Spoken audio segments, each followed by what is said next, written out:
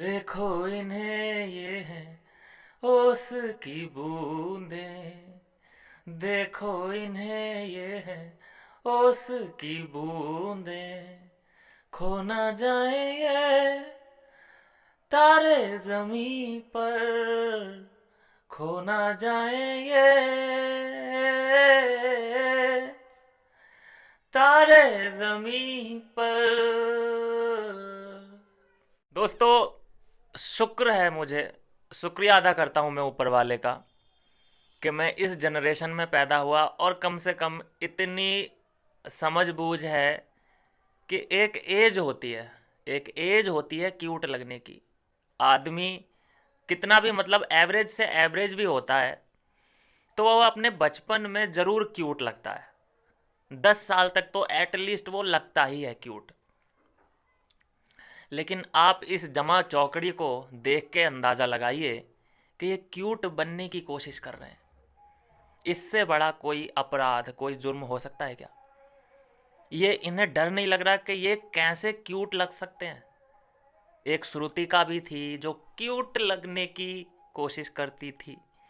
और ये तीन चार, चौथे को मैं दिग्विजय भी पता नहीं इन लोगों में क्यों शामिल हो गया। दिग्विजय को तो मैं बड़ा होशियार समझता था, मतलब समझता था कि इसकी सेल्फ रिस्पेक्ट कुछ तो होगी, लेकिन नहीं है। मतलब आप ये देखिए कि यहाँ एक 42 ईयर की है एक महिला, एक ये 47 8 ईयर का एक अधेड़ उम्र का व्यक्ति है, एक वो साइड में आई थिंक 37 6 की होगी। ये क्यूट बनने की कोशिश क्यों कर रहे हैं? जो क्यूट होता है ना उसे बनना नहीं पड़ता, उसे लगना नहीं पड़ता। जैसे रश्मिका मंदाना है, वो ऐसे करेगी वो क्यूट लगती है, बस स्माइल कर दे क्यूट लगती है। सना मकबूल है, वो यूं कर दे क्यूट लगती है। जिया शंकर है, कितनी एक्ट्रेस का नाम लूँ मैं, ईसा ईसा सिंह है। ये लोग पैदाइशी क्यूट, मतलब अभी तक इनकी क्यूटनेस बरकरार है। लेकिन इन्हें देखो ना, इन अधेड़ उम्र के व्यक्तियों को देखो, और इन्हें लोग इतना शेयर कर रहे हैं जैसे इनके फैंस, मतलब ठीक है, सबकी चॉइस अच्छी तो नहीं हो सकती, कुछ लोगों की गंदी चॉइस भी होती है। मतलब लोग इनको देख के शेयर करके ये कह रहे हैं कि वाह जी वाह, हमें तो बड़ा ही मज़ा आ गया जी, हमने ऐसा आज तक नहीं देखा। ऊपर वाले का वो शुक्रिया अदा कर रहे हैं कि हमें इन लोगों का फ़ैन बनाया। इन्हें अपने करियर का तो खैर पता नहीं, अब मुझे नहीं चिंता इनके करियर की। मैं सिर्फ यहाँ पे इनको ये आईना दिखाने आया हूँ कि ये क्यूट नहीं है, ये क्यूट बनने की कोशिश क्यों की जा रही है। मैं इसका ज़रूर सर्च करूँगा कि जो क्यूट नहीं है और वो क्यूट बनने की कोशिश करे उसके लिए क्या दंडनीय अपराध कुछ है या नहीं है। मैं तो यहाँ एज शेमिंग कर रहा हूँ इन लोगों की, मैं खुला बोलता हूँ, मैं कर रहा हूँ इन लोग की एज शेमिंग। कुछ लोग मुझे भी कहेंगे अबे पहले तू अपना चेहरा, अबे मैं क्यूट बनने की कोशिश कर रहा हूँ क्या? मुझे तो शैतान समझो तुम। मैं क्यूट ना हूँ और ना मैं बनने की कोशिश कर रहा, ना मैं हैंडसम हूँ, ना मैं अच्छा हूँ, और ना मैं लगने की बनने की कुछ भी कोशिश कर रहा। जिसे देखनी है वीडियो देखो, नहीं तो जयराम जी की। लेकिन ये ये लोग क्यूट नहीं हैं, ये हैंडसम नहीं हैं। वो उसको कोरियन से कंपेयर किया जाता है कि ये तो के ड्रामा की कोई हीरोइन लगती है। भाई खौफ करो भाई, ऊपर वाले का खौफ खाओ। कल से देख रहा हूँ, कल से मैं इन लोग को इग्नोर कर रहा हूँ कि यार ठीक है इग्नोर करते हैं, नहीं बनाऊंगा वीडियो, इस पे इग्नोर करता हूँ यार, नहीं बनाऊंगा वीडियो। लेकिन जब मैंने इनकी जीभ निकली हुई देखी, मतलब ये क्या आड़े भैया, पहले ही जो तुम्हारी ऐसे ही रखो शक्ल, वो शक्ल मुझे गंदी लगती है। मतलब फिर तुम उस शक्ल को आड़ा टेढ़ा तिरछा कर रहे हो। ये इतनी हिम्मत इनमें आ कहाँ से जाती है यार? इतने गट्स कहाँ से आ जाते हैं इन्हें? कैसे अपने आप पे कॉन्फिडेंट है कि हम अपना मुंह को आड़ा टेढ़ा तिरछा करेंगे तो हम क्यूट लगेंगे या हैंडसम लगेंगे? आई I मीन कोई भैया, मुझे तो ये बात बिल्कुल समझ नहीं आ रही बात ये। मतलब ठीक है, कोई होता है खूबसूरत ना, तो वो अपना मुंह को आड़ा टेढ़ा तिरछा करता है ना, तो वो अच्छा ही लगता है, पता नहीं क्यों। हर किसी के लिए कैमरा, जो फेस होता है हर किसी का कैमरा फ्रेंडली नहीं होता। लेकिन इन्हें देखो देखो, ज़बरदस्ती ज़बरदस्ती। और रखी भी यहाँ पे एक ही चेयर है, उसी चेयर पे तीन चार लोगों को एडजस्ट होना है। एक चेयर पे 3-4 लोगों को, और उस दरिंदे का हाथ देखो कहाँ जा रहा है। दरिंदे का हाथ देखो कहाँ जा रहा है, और वो भी मसल मसल के पता नहीं क्या निकालना चाहती है उस हाथ में से। वो भी कह रही है कि यहाँ से हाथ को हटाओ मत, यहीं पे रखो। वो तो कैमरे के सामने ये बातें हो रही हैं। ऑफ कैमरा तो इतना मैं श्योर हूँ कि जो एक मियाँ बीवी करते हैं ना बाद में, शादी के बाद, वो इन्जॉय ये लोग पहले ही कर रहे हैं। चुम्बीर की बात कर रहा हूँ मैं। ये पहले ही सब काम हो चुके हैं इनके। और इसमें मैं कोई जिम्मेदार करणवीर मेहरा को नहीं मानता, इसमें पूरी फुल सपोर्ट में चुम भी है। चुम चुम का एक मैंने पीओवी सुना है, एक उसका पॉइंट ऑफ व्यू है। हम जैसों को क्या कहती है, जैसे हम उसे क्रिटिसाइज कर रहे हैं तो हम जैसों को वो कहेगी, अरे ये जो हमको क्रिटिसाइज करता है हम उस पर ध्यान नहीं देता है, क्यों हम अपनी एनर्जी वेस्ट नहीं करता है, उन लोग को जो कहना है कहने दीजिए, हम लोग उस पर एनर्जी वेस्ट नहीं करता है। क्या कर लिया तूने एलविश का? हाँ, बोला था ना कि उसको कुछ नहीं हो सकता। बहुत एफआईआर करवाई, भिंडी रोना रोया, हाय मेरे साथ तो जी रेसिज्म हो गया। और वो तुझे खुलेआम चुम्मी चुम्मी बोलता है, तेरा होने वाला चुम्मी बोलता है, और फिर तू स्माइल करती है, तब तुझे बुरा नहीं लगता। उसने तो खैर इसके बारे में बोला ही नहीं था कुछ भी, बस तेरी शक्ल के बारे में बोला था कि यार ये चुम को कौन पसंद करता है यार, ये बोला था। तो ये सही तो बोला था, गलत क्या था इसमें? तू क्या ये सोच रही है कि तू हर किसी को पसंद आ जाए? ऐसा तो नहीं है ना। वही अगर वो तेरी शक्ल की तारीफ कर देता तो तू उड़ती ही फिरूं इन हवाओं में कहीं, फिर तू थैंक यू लिखती थोड़ा सा इंगेजमेंट पाने के लिए कि ओ एल्विस तो जी बड़ा ही अच्छा है। लेकिन एल्विस ने तेरी शुरू से ही टोपी उतारी है, ये ध्यान रख।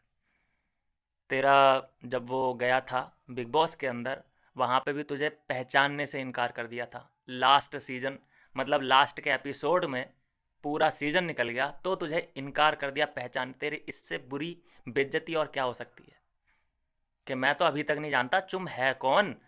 भैया मैं, चलो एल्विस तो एल्विस, मैं खुद नहीं जान पाया कि उसका आखिर घर में मुद्दा, घर में वजूद क्या था।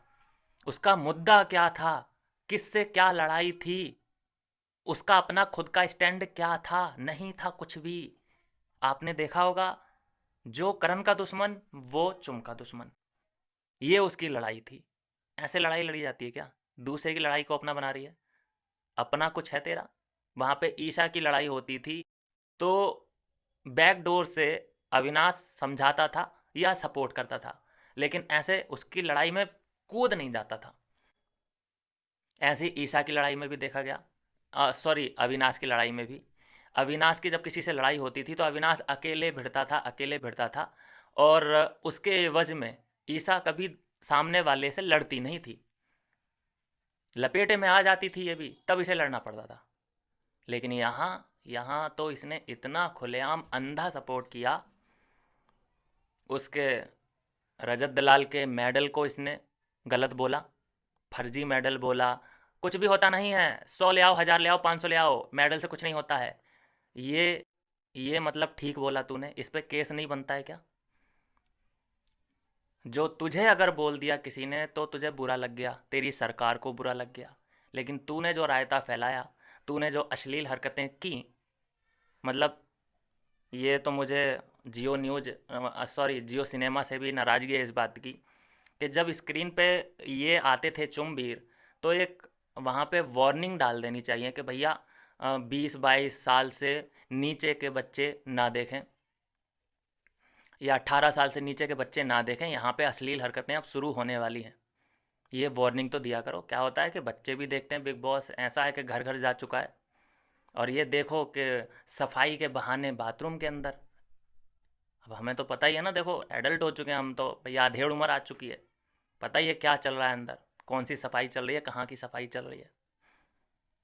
तो ये दूसरों को जो पाठ पढ़ाया था इसने, इसे खुद अपने अंदर देख लेना चाहिए था उस उन सभी हरकतों को करने से पहले। और फिर बाहर आके जो ये लोग विक्टिम प्ले करते हैं, देखो रेसिज्म तो बिहार के साथ भी होता है, यूपी वालों के साथ भी होता है, उत्तराखंड वालों के साथ भी होता है। कौन सा ऐसा राज्य है जिसके साथ रेसिज्म नहीं होता? लेकिन मैंने देखा कि जितना अरुणाचल वासी भिंडी रोना रोते हैं ना, इतना कोई नहीं रोता। इतना कोई नहीं रोता, ये देखा है मैंने। क्या हरियाणा वालों के साथ नहीं होता? क्या दिल्ली वालों के साथ नहीं होता? दिल्ली वाले जब पहाड़ों में यात्रा करने जाते हैं तो कितना उनको टारगेट किया जाता है कि ये सब दिल्ली वालों ने ही किया है, कूड़ा कचरा, ऐसा बोलते हैं। आम बात है। कोई आपने देखा दिल्ली वालों का रिएक्शन? नहीं देखा होगा। और ऐसा ही अगर कोई अरुणाचल वासी दूसरी जगह पर जाए घूमने के लिए और कोई ये बोल दे कि ये तो अरुणाचल के ही लोग हैं जो गंदा करते हैं, ये गंदगी फैलाई है अरुणाचल से आए थे टूरिस्ट, तो एकदम खड़े हो जाएंगे, अरे अरे अरे, हाय रे हाय रे, रेसिज्म हो गया जी, हमें तो ये अपना पार्ट मानते ही नहीं, हमें तो जी भारत का ये हिस्सा ही नहीं मानते क्योंकि हमारा लुक्स अलग है। कितना विक्टिम प्ले करते हो मेरे भाई, हाथ जुड़वा लो। इतना विक्टिम अच्छा नहीं होता। तुमने विक्टिम खेल खेल के ना ऐसी तैसी कर रखी है। और अपने छोटे छोटे बच्चों को भी तुम यही सिखाते हो। मैं देखता हूँ जितने भी वहाँ के यूट्यूबर हैं, इन्फ्लुएंसर हैं, एक बात उनमें कॉमन मिलती है कि अरे हमारे शक्ल ऐसा है तो क्या हम मोमो बनाता है क्या, अरे चाउमीन बनाता है क्या, हमारी शक्ल ऐसा है तो। अबे तुमसे कोई कुछ नहीं कह रहा, और कह रहा है तो थोड़ा इग्नोर कर दो। लेकिन क्या होता है कि इन्हें फिर उसमें सिंपत्ति मिलती है, व्यूज़ मिलते हैं। ठीक है भाई, धंधा चल रहा है चल रहा। लेकिन एक और कहीं कहीं तुम अपने पसंदीदा कोई तुम्हारा बंदा बोल देता है तो तुम उसे डाइजेस्ट कर लेते हो। जैसे करण बोल देता है चुम्मी, चुम्मी बोलता है, खुलेआम बोलता है, मीडिया के सामने बोलता है, तो बहुत आसानी से वो डाइजेस्ट हो जाता है। और वहीं पे अगर एल्विस बोल देता है गंदी शकल, जो कि मैं खुद भी मानता हूँ, उसमें बुरा लग जाता है। और एक कोई नहीं, चुम कोई नहीं, मैं तो देखता हूँ चुम का तो ट्वीट बाद में आता है, उसके आसपास के जो बर्तन है ना, खाली बर्तन, वो ज़्यादा बचते हैं। चलिए खैर, कोई बात नहीं। तो वीडियो बनाने का मकसद ये था कि इन बेचारों पे देखो, इन्हें अपना ही मानो, इन पे दया रखो। कोई इन्हें हेट देने की ज़रूरत नहीं है, इन्हें एक्सेप्ट करो, ये भी हमारे समाज का ही हिस्सा है। इन्हें अपने से अलग मत मानो, इन्हें समाज में पूरी इज्जत मिलनी चाहिए, जब तक ये तुम्हें काटे नहीं। जब तक ये तुम्हें काटे नहीं, अगर ये काटने को दौड़ रहे हैं तो आ, मैं नंबर शेयर कर दूंगा आपसे, पागल खाने का, नज़दीकी जो पागल खाना होता है वहाँ का नंबर आपको दे दूंगा। लेकिन जब तक आपको ये काटते नहीं हैं तब तक इन्हें प्यार दें। और इस वक्त गर्मी का मौसम हो चुका है, तो इनके खाने पीने का थोड़ा सा ठंडा शरबत का इंतज़ाम रखें। ये अपने ही समाज का हिस्सा है, बस थोड़े से अलग हैं, कोई नहीं, सुधरेंगे तो नहीं। आप देखो, ये कहो कि अरे नहीं ऐसी हरकतें मत किया करो, ये आड़े टेढ़े तिरछे मुंह मत किया करो, अच्छे नहीं लगते हो, ये बातें इनके समझ से परे हैं। ये बोलेंगे अबे क्या बोल रहा है ये, साला हमें बताएगा ये बातें इन्हें बोल के कोई फ़ायदा ही नहीं है। बस जैसे हैं ये लोग वैसे ही इनको एक्सेप्ट कर लो, हैं तो हमारे ही समाज का हिस्सा। अफ़सोस इस बात का है कि अभी तक कोई इनका प्रोजेक्ट नहीं आया, और ना ही मुझे लगता है कोई आएगा। रिस्क नहीं लेना चाहता ना कोई। आने तो दो प्रोजेक्ट, हम देखेंगे, उसका रिव्यू करेंगे बढ़िया मस्त तरीके से। तो यह दोस्तों अभी की वीडियो, बनाने का कोई मकसद नहीं था, लेकिन भाई ये अब नॉर्मल थोड़े से ओस की बूंदें हैं, और ये सुबह सुबह इन्हें छुओ तो ज़्यादा अच्छा लगता है। बाकी क्यूट बोलो, जो इनके समर्थक हैं वो इन्हें क्यूट बोल सकते हैं, हाउ क्यूट चुम्बीर, हाउ क्यूट। लेकिन मुझे तो कहीं 1% भी नहीं लगते कि ये क्यूटनेस है। मतलब आई I मीन mean, कोई 40+ होके क्यूट कैसे लग सकता है। मिलते हैं नेक्स्ट वीडियो में नई अपडेट के साथ।